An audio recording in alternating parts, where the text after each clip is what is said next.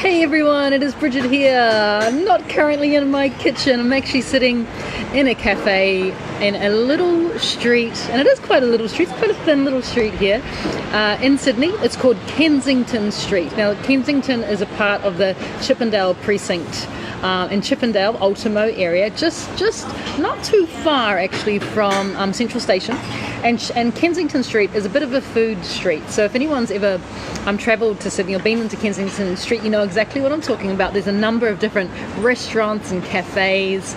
We just finished having a meeting here at a beautiful restaurant slash cafe called A1 Canteen.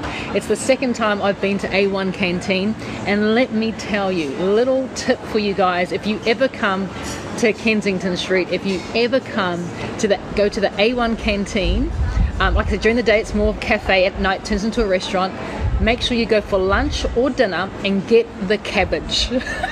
Which may sound really weird, but literally the cabbage is to die for. They do the best cabbage, and it's a steamed cabbage with a miso butter that they serve it with, and toasted buckwheat.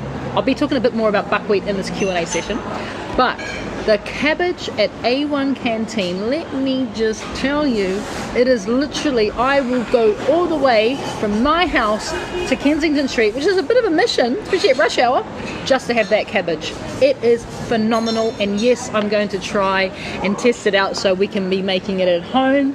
But in the meantime, come down to the A1 Canteen, try their cabbage. So I'm in Kensington Street, currently sitting in a cafe facing the road. That's Kensington Street behind me there, as you can see. And it goes, and there's different types of restaurants. There's also an area called Spice Alley, which is really cool. It's like a little food court, a really funky little food court, which obviously does spicy foods, lots of Southeast Asian cuisine you will find here. There's a restaurant called Mekong, which is really gorgeous. There's a wonderful little bar, and I think it's just called the Gin Place, and they specialize in gins. They do all these amazing cocktails with gins. Try that, that's incredible. But literally A1 Canteen, and right now I'm sitting out in a cafe enjoying a lovely long black at Koi Dessert Bar. So they specialize in desserts, and I was going to show you the dessert that Mahey just had, but actually I can show it to you. I can show you the dessert that Mahey just finished eating. There it is. He inhaled it. We just finished having this breakfast meeting at A1 Canteen, and sitting out here doing this little live video with you guys, and he's already inhaled his dessert. So there you go. Wonderful, beautiful day here in Sydney. Gorgeous day, but we are here for a very specific reason. I've just had a message, I just had a message or a question come through from Nicola Smith. Hi Nicola, thank you for joining us. And Nicola's question is, just wanted to ask how you prepare coconut cream for sweets and say for a creamy pasta sauce.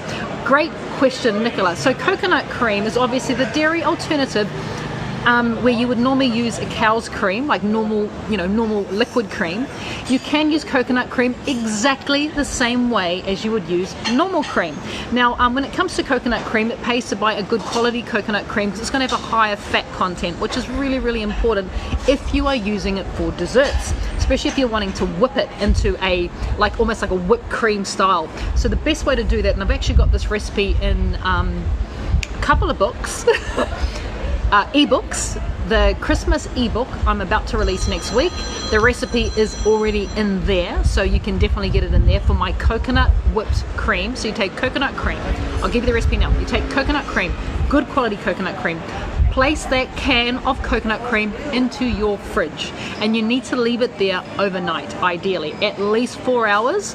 You can speed up the process by putting that can of coconut cream into the freezer to speed it up, but it's a little bit harder to judge when it's going to be ready for you to whip. So ideally you place your coconut cream in the fridge overnight.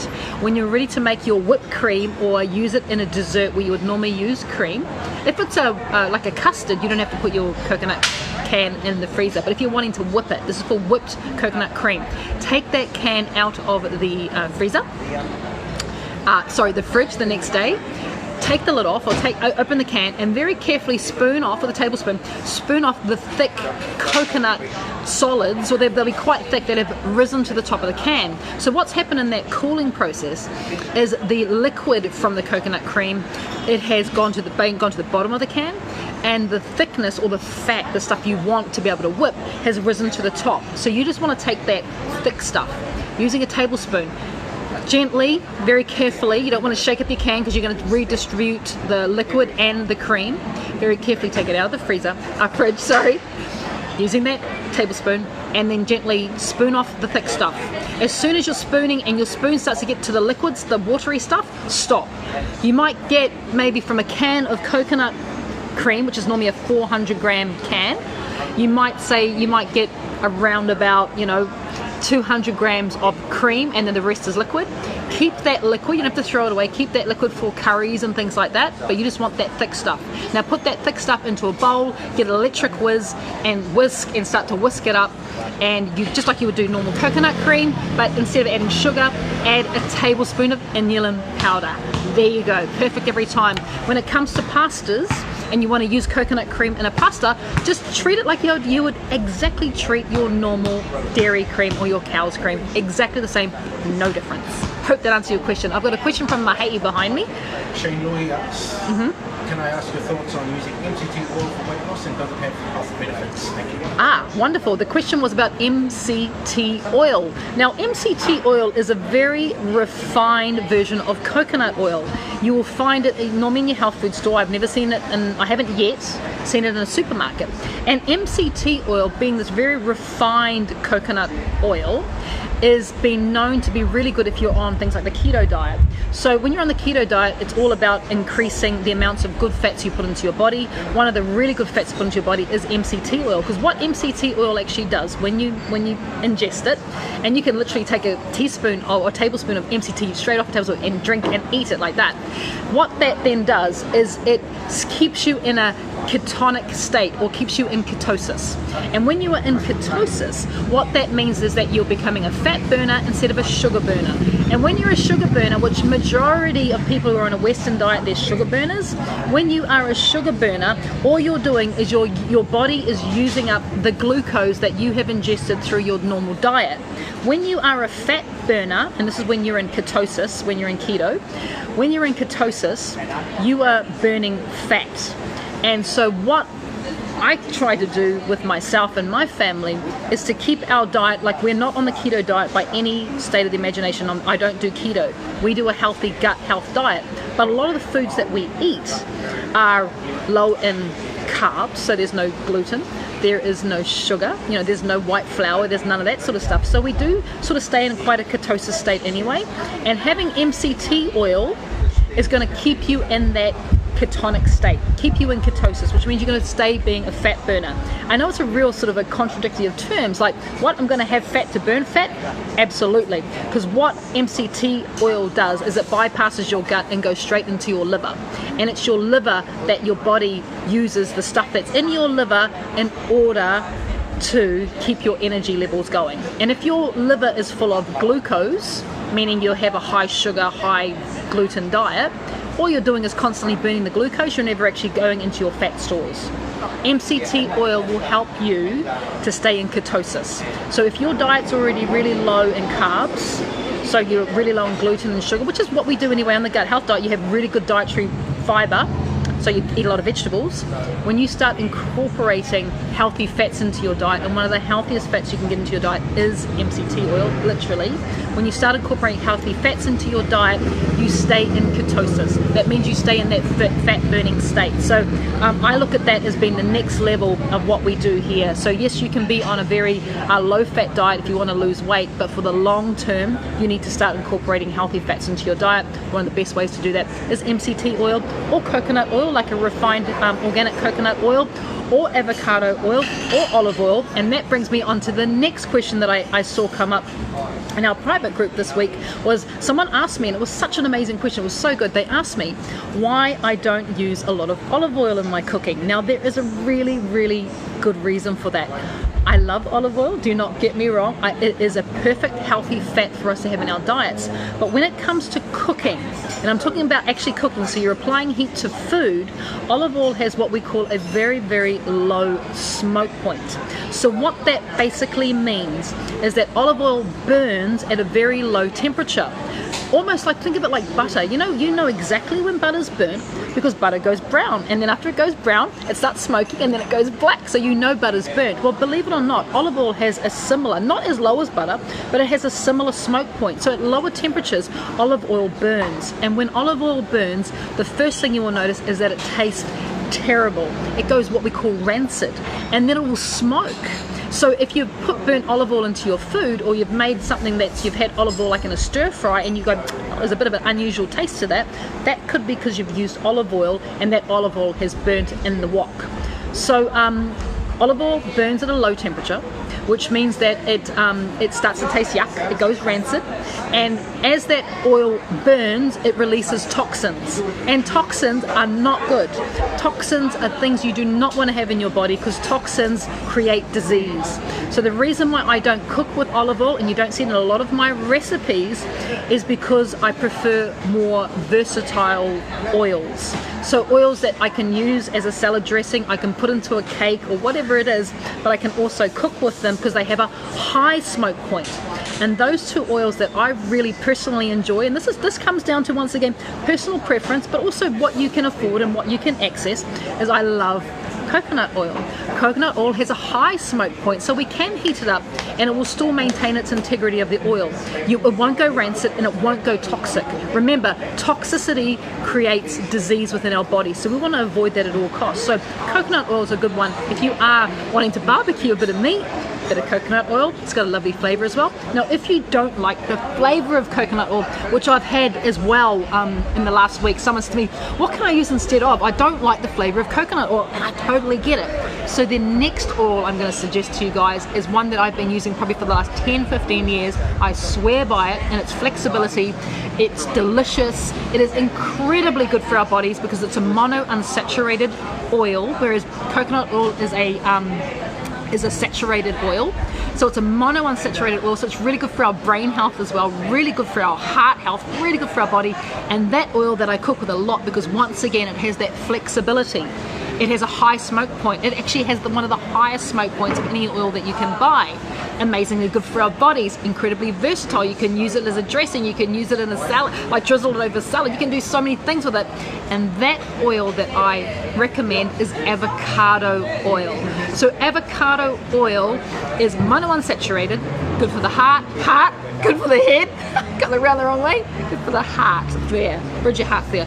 It's good for the heart health, it's good for the brain health. It is monounsaturated, so if you are watching your cholesterol levels, there you go, really good. But avocado oil, from a cooking perspective, it is a very high smoke point, so you can barbecue with it, you can put it into your stir fries, but it tastes amazing, so you can also put it into your salad dressings. So that's the reason why you won't see my recipes with a lot of olive oil. I don't have a thing against olive oil, I just realize that there are ways that you can use it, which is amazing, but there's ways that you should avoid using it, and one of those is if you're cooking at high temperatures. So that was a great question from our group, and don't forget, you can join our group. You can join our private group. I'm trying to get as many people to join the group as possible, because if you want to talk to me one-on-one, that is the best place to go. Also, if you want to talk to Mahi one-on-one, that is the best place to go. We are always in that page, and it's easier to talk to us on that page than it is on this page, Bridget's Kitchen, because we don't often see a lot of the messaging. It's just how Facebook works. But when you're in the group, and you ask a question, or you share a photo, or you want to know where you can find my books and where you can buy this, or where you can, when's the next cooking class, that is the #1 place to go, is our private page, which is Bridget's Healthy Kitchen Family. It is free to join. It is a support network. I think we have close to 7,000 members of that group now, and that group's only been going for a couple of months, so it is growing exponentially on that page. Of course, Bridget's Kitchen is growing exponentially. We've got close to 70,000 members of Bridget's Kitchen, which is amazing. This time last year, I think I had about 5,000. So, it's growing really quickly. But as well as that, you can also join my YouTube channel. I have a YouTube channel. Just go to YouTube and Google and put into the search Bridget's Kitchen. I have a YouTube channel that has got close to 30, I think it's got over 35,000 members of my YouTube channel, subscribers. So please go there if you want to watch any of my videos. That's the best place to go. Go to YouTube. I think I've got about 400 videos on YouTube, of course. Go to Bridget's Healthy Kitchen Family. That is the support network.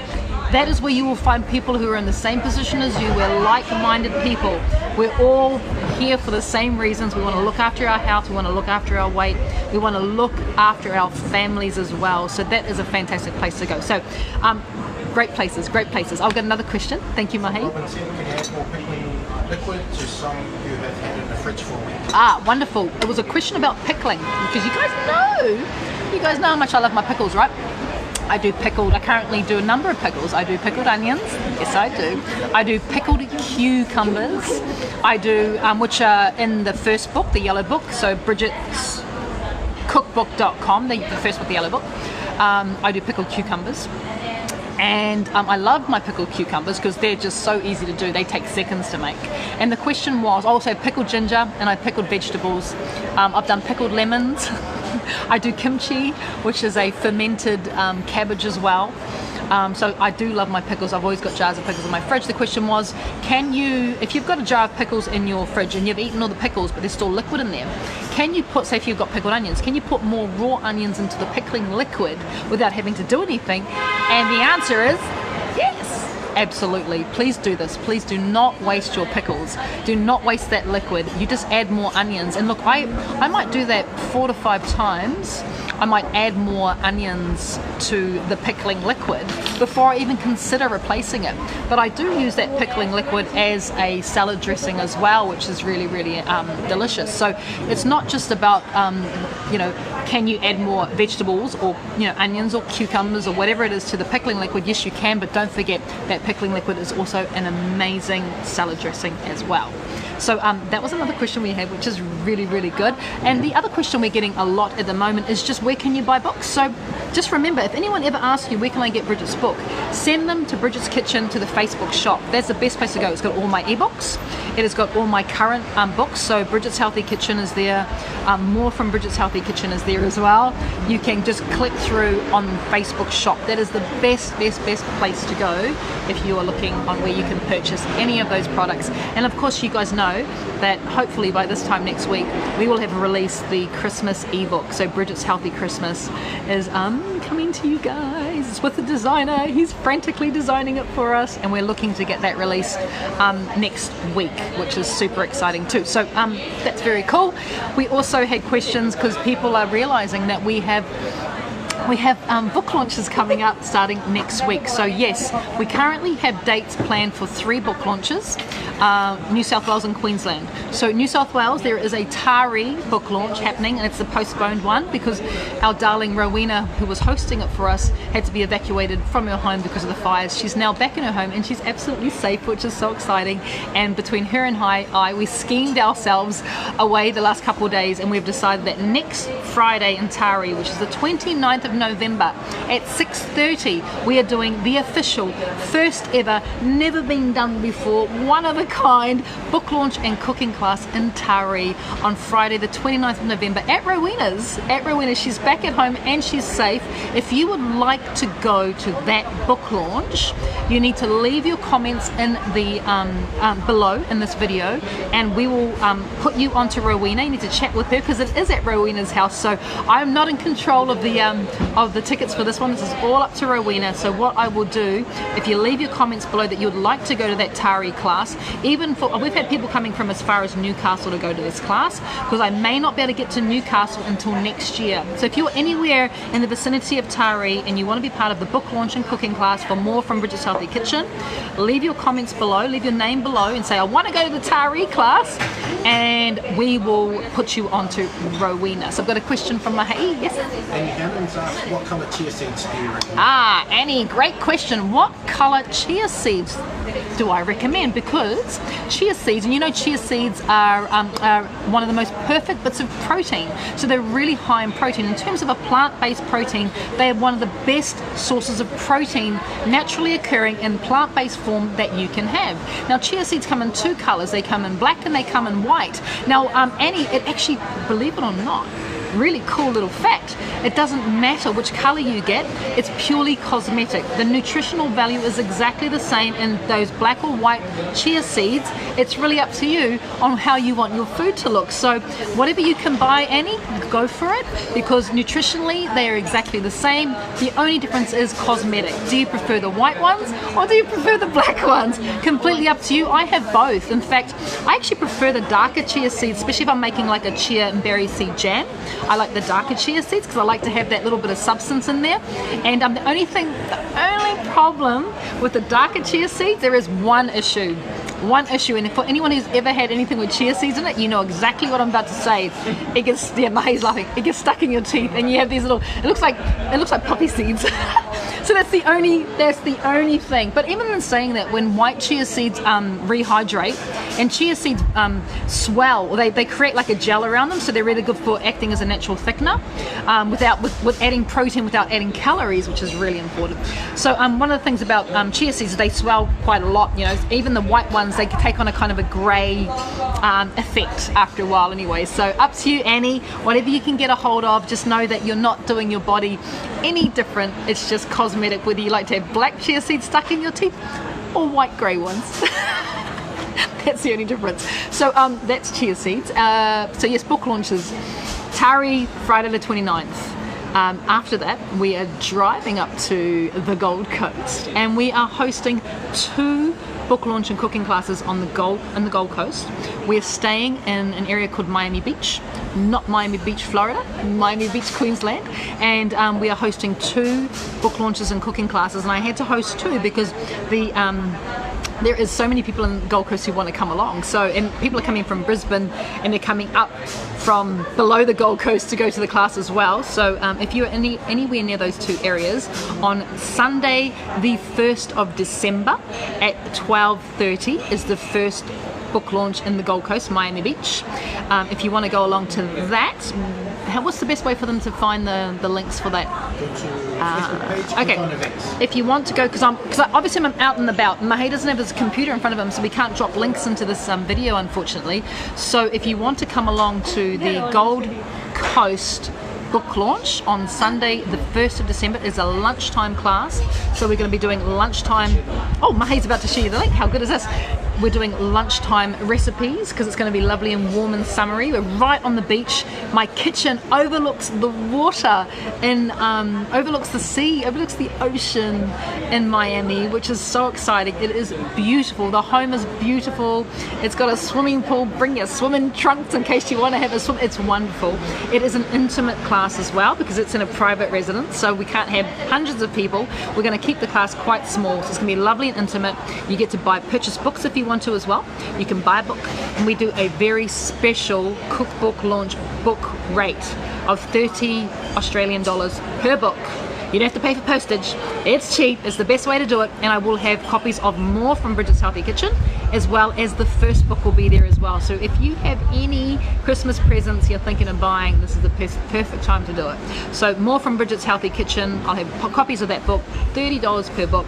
I also have a copy of Bridget's Healthy Kitchen with us as well. So you can purchase those 2 books, and of course you can get them signed.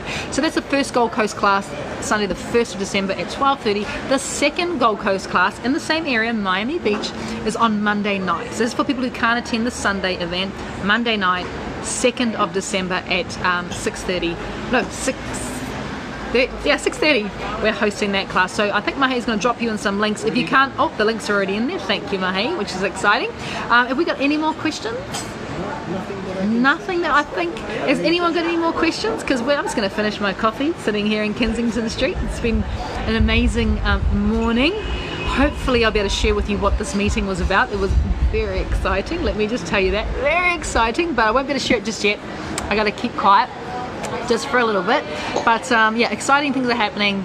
It is going to be an amazing weekend as well. We have got obviously a book, ebook that is about to be launched. Bridget's Healthy Christmas 50 Festive Recipes is coming your way really soon. Remember, if you haven't joined our Facebook group, private group, join us. It is the best. I have the most fun on that Facebook group ever. It's very cool, and you get to ask all the questions, and you get access to myself and to Mahi We're always on that page, checking people out, you know, commenting, sharing our inspiration, sharing our knowledge, and just keeping our community rocking along. All right, guys, I'm going to sign off now. I'm going to enjoy the rest of my coffee and this beautiful day here in Sydney. I hope you are all well, and I will see you all really, really soon. Take care. Bye-bye.